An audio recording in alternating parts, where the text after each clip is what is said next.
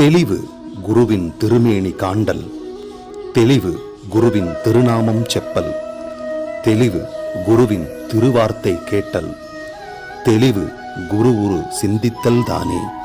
குருவே சரணம்.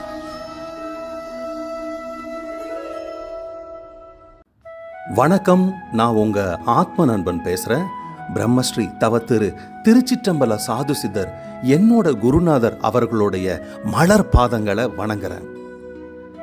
நீங்க சிங்கத்தை போல சக்தி வாய்ந்தவர்களாக மாற இந்த 7 சக்தி வாய்ந்த உடல் மொழி தந்திரங்களை பயன்படுத்துங்கள். பெரும்பாலான மக்கள் சக்தி என்பது தசைகள், பணம் அல்லது அந்தஸ்தை பற்றியது என்று நினைக்கிறார்கள். அவர்கள் எண்ணுவது மிகவும் தவறு. உண்மையான சக்தி அமைதியாக இருக்கிறது.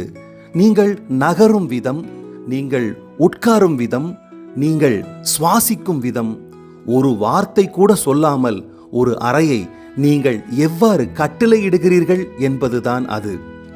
வரலாற்றில் மிகவும் ஆதிக்கம் செலுத்தும் மக்களை பாருங்கள். அவர்கள் கவனத்தை துரத்துவதில்லை, கவனம் அவர்களை துரத்துகிறது. அவர்கள் அதிகமாக பேசுவதில்லை, அவர்கள் குறைவாக பேசுகிறார்கள். ஆனால் அவர்கள் அப்படி செய்யும் பொழுது முழு அறையும் கேட்கிறது. அந்த சக்திதான் நான் இன்று உங்களுக்கு கற்பிக்கப் போகின்றேன். பெரும்பாலான மக்கள் ஆதிக்கம் செலுத்தும் விதமாக தோன்ற மிகவும் கடினமாக முயற்சி செய்கிறார்கள்.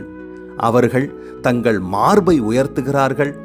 அவர்கள் பெரியவர்களாக, கடினமானவர்களாக, வலிமையானவர்களாக தோன்ற முயற்சி செய்கிறார்கள்.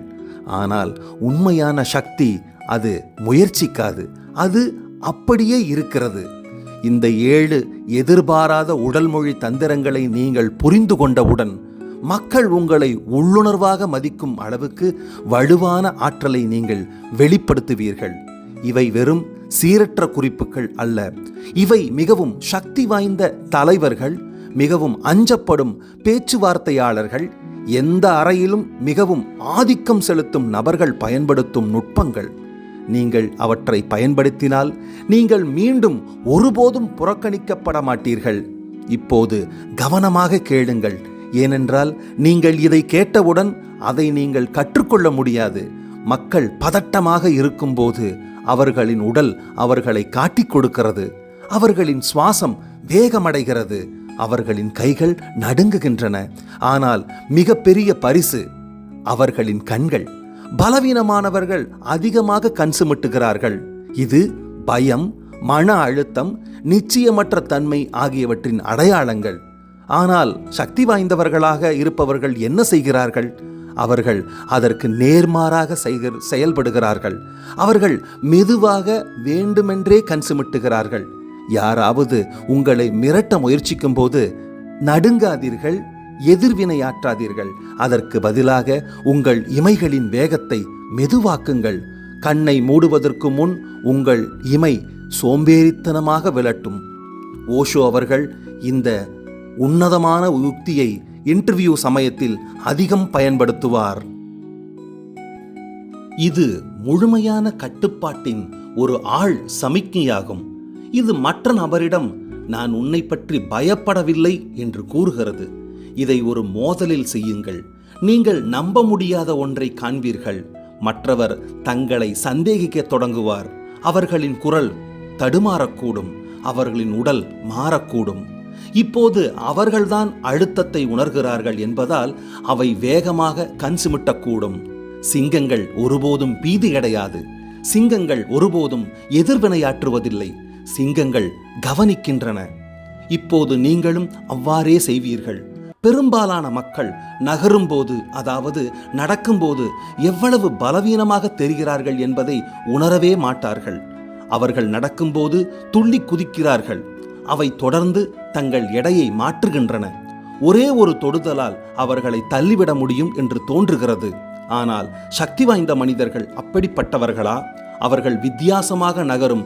ஈர்ப்பு விசை அவர்கள் மீது அதிகமாக இருப்பது போல அவை நகரும்.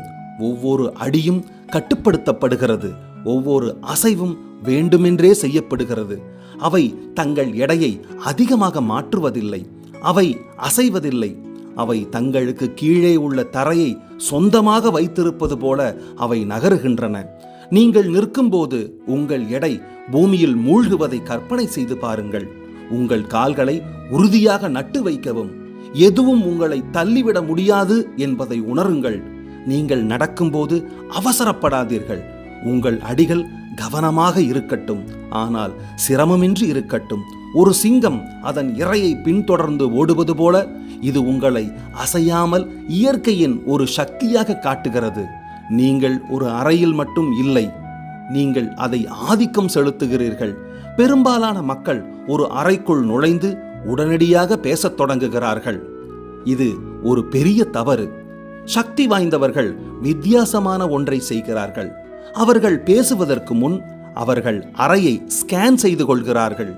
நீங்கள் ஒரு அறைக்குள் நுழையும் போது சுற்றி பார்க்க, கவனிக்க, ஒரு சில முக்கிய நபர்களுடன் சுருக்கமாக கண் தொடர்பு கொள்ள சரியாக 3 வினாடிகள் எடுத்துக்கொள்ளுங்கள். இது ஆற்றலில் உடனடி மாற்றத்தை உருவாக்குகிறது. நீங்கள் ஒரு வார்த்தையை சொல்வதற்கு முன்பே மக்கள் உங்கள் இருப்பை உணருவார்கள். உயர்மட்ட தலைமை நிர்வாக அதிகாரிகள், அரசியல்வாதிகள் மற்றும் இராணுவ தலைவர்கள் செய்வது இதுதான். நீங்கள் உங்கள் வாயை திறப்பதற்கு முன்பே மற்றவர்கள் உங்களை ஒப்புக்கொள்ளும்படி இது கட்டாயப்படுத்துகிறது. இதை முயற்சிக்கவும். மக்கள் நீங்கள் பேசுவதற்காக ஆழ்மனதில் காத்திருக்க தொடங்குவதை பாருங்கள். நீங்கள் ஒரு வார்த்தை கூட சொல்லாமல் முழு அறையையும் கட்டுப்படுத்தினீர்கள். நடுங்குவது பலவீனத்தின் அறிகுறியாகும். உங்கள் எடையை மாற்றுவது, உங்கள் ஆடைகளை சரி செய்வது, உங்கள் விரல்களை தட்டுவது, ஒவ்வொரு சிறிய அசைவும் கத்துகிறது. நான் சங்கடமாக இருக்கிறேன் என்று உணர்த்துகிறது. சக்தி வாய்ந்தவர்கள் இதை செய்வதில்லை. அவர்கள் அமைதியை தழுவுகிறார்கள். அடுத்த முறை யாராவது உங்களை சவால் விடும்போது உடனடியாக எதிர்வினையாற்ற வேண்டாம். உங்கள் நிலையை பிடித்துக் கொள்ளுங்கள்.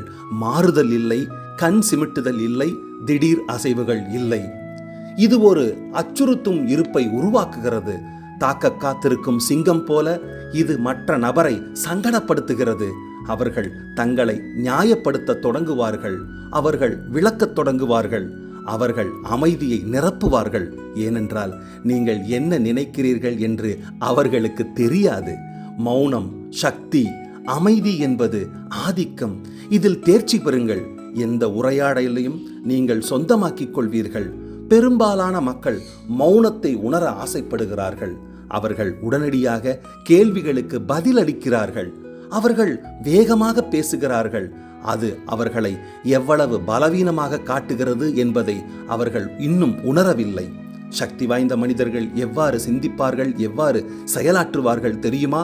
அவர்கள் காத்திருக்கிறார்கள். யாராவது உங்களிடம் ஒரு கேள்வியை கேட்டால் பதிலளிப்பதற்கு முன் 1 முதல் 2 வினாடிகள் இடைநிறுத்துங்கள். மௌனம் உருவாகட்டும். நீங்கள் பேசுவதற்கு முன்பே உங்கள் வார்த்தைகளின் எடையை அவர்களுக்கு உணர வைக்கவும். இது நுட்பமாக சக்தியை மாற்றுகிறது. உங்கள் பதில் கணக்கிடப்பட்டது மற்றும் முக்கியமானது என்று கருதி மற்ற நபரை உங்கள் வார்த்தைகளில் தொங்கவிட வைக்கிறது. இது அவர்களை தங்களை சந்தேகிக்கவும் வைக்கிறது. அவர்களை சிந்திக்கத் தொடங்கலாம். நான் ஏதாவது தவறு சொன்னேனா? நான் அவர்களை புண்படுத்தினேனா? இதைத்தான் நிபுணர் பேச்சுவார்த்தையாளர்கள் செய்கிறார்கள். மற்றவர்களை நீங்கள் எவ்வளவு நேரம் காத்திருக்க வைக்கிறீர்களோ அவ்வளவு நேரம் உங்கள் வார்த்தைகள் மதிப்பு மிக்கதாக மாறும். பலவீனமானவர்கள் ஒரு உரையாடலை விட்டு வெளியேற அனுமதிக்காக காத்திருக்கிறார்கள். சக்தி வாய்ந்தவர்கள் அது எப்போது முடியும் என்பதை தீர்மானிக்கிறார்கள். நீங்கள் பேசி முடித்ததும் கண்ணியமான வெளியேற்றத்திற்காக காத்திருக்க வேண்டாம். அதற்கு பதிலாக மற்றவர்கள் தங்கள் வாக்கியத்தை முடிக்கும் முன் சற்று விலகி பாருங்கள். ஒரு சிறிய தலையசைப்பை கொடுங்கள். உங்கள் உடலை லேசாக திருப்பி அடுத்த விஷயத்திற்கு நீங்கள் ஏற்கனவே சென்று விட்டீர்கள் என்பது போல நடந்து கொள்ளுங்கள். இது ஒரு உளவியல் செய்தியை அனுப்புகிறது. எனது நேரத்தை நான் உங்களுக்கு போதுமான அளவு கொடுத்துள்ளேன். உரையாடல் எப்போது முடிவடையும் என்பதை நீங்கள் தீர்மானிக்கிறீர்கள். அவர்கள் அல்ல. உயர் அந்தஸ்து கொண்ட நபர்கள் சமூக தொடர்புகளை நுட்பமாக கட்டுப்படுத்துவதுதான் இது. இதை முயற்சித்து பாருங்கள். மக்கள் திடீரென்று உங்கள் நேரத்தை எவ்வாறு அதிகமாக மதிப்பிடத் தொடங்குகிறார்கள் என்பதை பாருங்கள். சக்தி வாய்ந்தவர்கள் வெளியேற மாட்டார்கள். அவர்கள் ஒரு தோற்றத்தை ஏற்படுத்துகிறார்கள். நீங்கள் விலகிச் செல்லும் போது சுருக்கமாக இடைநிறுத்தி திரும்பி பாருங்கள். ஒரு நொடி புன்னகை இல்லை, எதிர்வினை இல்லை, ஒரு குளிர்ச்சியான படிக்க முடியாத பார்வை. இது சக்தி வாய்ந்த ஒன்றை செய்கிறது. உங்களை பற்றி ஆழமான ஏதோ ஒன்று இருப்பதாக மக்களை உணர வைக்கிறது. இது அவர்களை உங்களை கண்டுபிடிப்பதில் வெறித்தனமாக்குகிறது. மக்களுக்கு வார்த்தைகள் நினைவில் இல்லை, அவர்கள் உணர்வுகளை நினைவில் கொள்கிறார்கள். நீங்கள் இதை சரியாக செய்தால் நீங்கள் போன பிறகும் அவர்கள் உங்களை நீண்ட நேரம் நினைவில் வைத்திருப்பார்கள். உங்களை உடனடியாக சக்தி வாய்ந்தவராக காட்டும் இந்த 7 எதிர்பாராத உடல் மொழி தந்திரங்களை இப்போது நீங்கள் நன்கு அறிவீர்கள். ஆனால் இதோ உண்மை, உடல் மொழி மட்டும் போதாது. சக்தி என்பது நீங்கள் எப்படி நகர்கிறீர்கள் என்பது மட்டுமல்ல, நீங்கள் எப்படி நினைக்கிறீர்கள் என்பதை பொறுத்தும் அமைகிறது. அது ரொம்பவும் முக்கியமாக கருதப்படுகிறது. அதனால் நீங்கள் மனதளவில் ஆழமாக செல்ல விரும்புகிறீர்களா, இல்லை மேலோட்டமாக இருக்க முயற்சிக்கிறீர்களா என்பது தேர்வு உங்களுடையதாகவே இருக்கட்டும். ஏனென்றால் நீங்கள் இதில் தேர்ச்சி பெற்றவுடன் உலகம் உங்களை மீண்டும் ஒருபோதும் அதே வழியில் பார்க்காது. இப்போது கவனமாக கேளுங்கள். இருண்ட மனநிலை என்பது உங்களை சக்தி வாய்ந்தவராக மாற கற்றுக் கொடுக்கும் ஒரு இயக்கமாகும். எழுந்திருங்கள், தயாராகுங்கள். சிங்கம் போல கர்ஜித்து தனித்துவமான ஒரு மனிதராக மிளிர்ந்து இந்த உலகத்தில் நடைபோட வாழ்த்துக்கள். இன்னொரு நல்ல சந்தர்ப்பத்தில் சந்திக்கிறேன். நன்றி, வணக்கம், குருவே சரணம்.